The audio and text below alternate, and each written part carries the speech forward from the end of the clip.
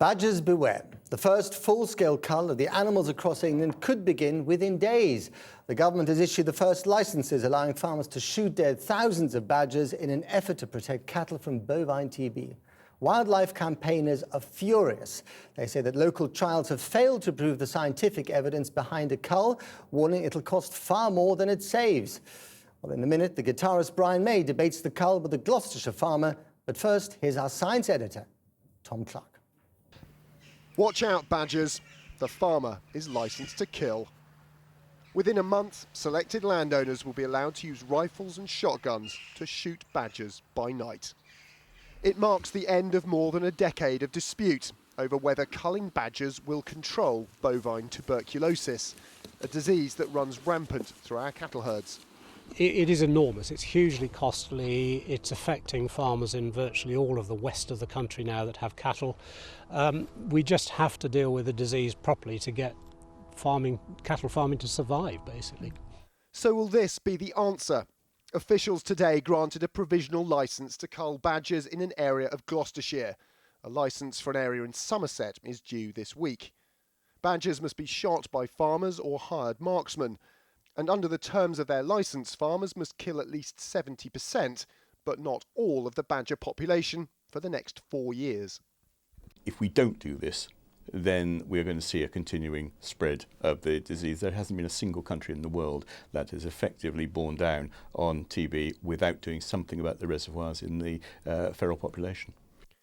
TB cases from contact between badgers and cows cost farmers millions. Infected animals and milk must be destroyed. But a 10-year study commissioned by the last government found a cull wouldn't significantly reduce TB. Worse, it found if done badly, it actually spread the disease around. Even under the coalition's cull plans, they estimate a reduction of just 16% in TB cases. Hardly a magic bullet. There's not a lot of evidence shooting badgers will work. And even if it does, it could only lead to a modest reduction in the number of cases of TB in cattle. But what it does do is take the bitter row over culling badgers out of Westminster and onto the farm. The veiled message from this department is farmers, now it's over to you. And that worries wildlife groups. If you speak to any experts on badgers, actually there's still a lot of ambiguity about how many badgers there even are in the country. Nobody really knows, there's no precise figure. And they're talking about how they have to have a 70% reduction in badgers in order for this to work. But nobody knows what 70% is. 70% of what? So I don't think this is something that can be controlled. Campaigners argue vaccinating badgers and tougher restrictions on cattle will stop TB more effectively. But now it will be several years and several thousand dead badgers before we find out who's right. And that was our science editor, Tom Clark. Well, with me now in the studio is guitarist Brian May, who's been an active part of the Team Badger campaign against culling. And from the farm in Gloucestershire, his farm, that we just saw in that report, we're joined by Jan Rowe, a spokesman for the National Farmers Union and a director of one of the companies issued with a licence to carry out the cull. Welcome to you both. Let me start with you, Jan. First of all, when will you actually start culling? And how many herds have you had to destroy as a result of bovine TB? Well, we don't know exactly when we'll start culling, but it should be relatively soon, sometime in the next few weeks. In terms of my own experience, we've had TB in our herd for the last 25 years, but the last 12 years we've only had about 6 months free of it. We've lost about 180 cattle over that period of time, but it's probably cost me over £500,000 to live with bovine TB. £500,000, and are you confident that by culling the badgers you will actually get rid of the disease in your herds in the future? Because the science isn't very clear on this, is it? It will move us towards a position where we should be able to use vaccines with much more confidence. Vaccines are just not ready at this stage, and what we need is a cull in the interim period, followed up by vaccination of probably both badgers and cattle at the same time in the nearish future, 5 to 6 years' time, probably. Okay, Brian May, turning to you. I mean, you were shaking your head there when you heard that, but hang on a minute. He's lost £500,000. That's an awful lot of money for running his business, possibly crippling for some farmers. That's right. How can you deny him to take those measures if that saves his business and his herds? I deny it because this cannot solve the problem. And Jan's basically admitted, you know, that it won't solve the problem. You asked him a very direct question, will this solve the... Excuse me, I need to talk now. You asked him a direct question, which he didn't answer me. There is no way this cull can eradicate bovine TB. The only thing in the long term which can achieve this is vaccination, first of badgers and also of cows. This has to be the way we approach things. But even the vaccination science isn't entirely clear, is it? I think, as far as I understand, it's only clear on vaccinating the cattle, but not on the badgers. Well, you know, we vaccinate our children. You know, you hear all these arguments from the government and the NFU about, you know, vaccination isn't going to work. If we didn't think BCG worked, why would we be vaccinating human beings? That's why we have an immunity in humans. That's what we need in the cattle population. Okay, right, well, Jan? let's put this to Jan then. What about vaccination? Why kill all those badgers when, as we said before, the science isn't entirely clear on it? In fact, it might cost you more than it will save. It might make things also hang on a minute. worse. Hang on, let's just put the question to him and just go for the vaccination now. The big problem with vaccines at the moment is the only vaccine that you have licensed is an injectable vaccine for badgers. You don't have any license that's legal to use in cattle at the moment. Injectable vaccine for badgers means you've got to catch every single one of them and inject them for at least 5 years before you start getting any significant effect.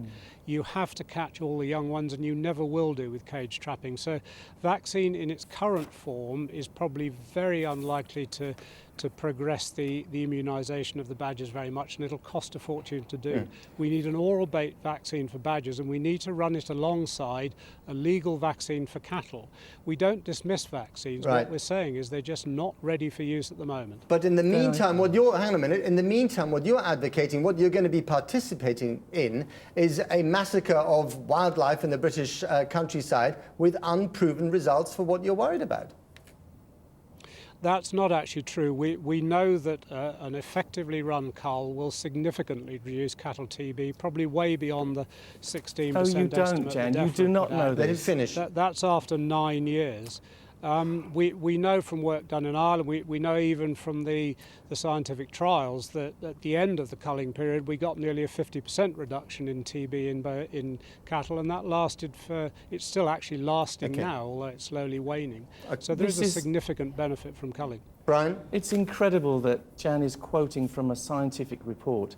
And the scientific report itself said unequivocally that culling badgers cannot meaningfully contribute to the control of bovine TB in badgers.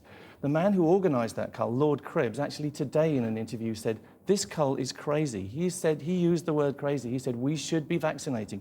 We should be putting all our resources into vaccinating and not killing our wildlife. Is it not How can you justify this? Can I put something else to Jan? I just wonder, Jan, at the moment, if your herds are destroyed by bovine TB, or rather you have to destroy them to stop the spread of the disease, you get compensation from the government.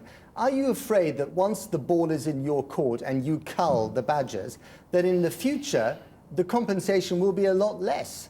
Because this is costing the taxpayer a lot of money. We know that is actually quite likely to be the case anyway, because of budget problems that the government have, that compensation. But that's a trap for you then, isn't it? But it is a very dangerous trap, but on the other hand, compensation is going to be cut whatever we do. What we're saying is we need to get on and fight this disease.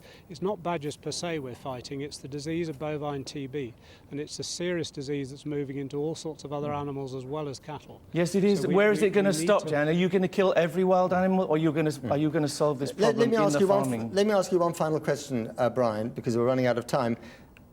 They're going to start the cull, whether you like it or not. What are you going to do with the campaign from here on? Campaign starts, it's called Team Badger, and for the first time ever in Britain, every single wildlife charity and animal charity has got together. It is Team Badger. We're at teambadger.org. And first of all, we are mounting a petition which is already running in the government petition site. We hope to get 100,000 signatures. We got 20,000 in the past couple of days. And we hope to be able to force a debate on this in the House, because it's a terrible, terrible tragedy that's about to unfold. And here. just very briefly, would you take part in any direct action? No, the action I'm taking is here. I don't go out in the field. You know, I talk, I speak, and I argue for the truth and for mercy, for decency, Jan. Well, Jan Rowe, thank you very much indeed for joining us on the programme. Brian May, same to you.